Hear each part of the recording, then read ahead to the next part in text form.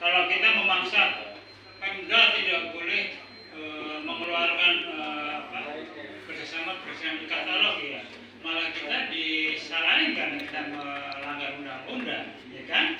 Jadi Dewan Pers tidak punya otoritas kewenangan untuk mengatur lembaga lain di luar komunitas pers.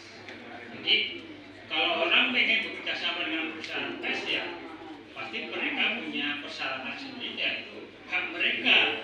Saya misalnya, saya perusahaan, misalnya saya pengen pasang iklan di media, pasti saya akan punya pertimbangan sendiri dong. Pertimbangan saya apa misalnya? Mungkin medianya memang bagus, pembacanya banyak, atau audiensnya banyak. Itu kan hak saya. Saya nggak boleh diatur oleh siapapun kan. Pemda juga begitu.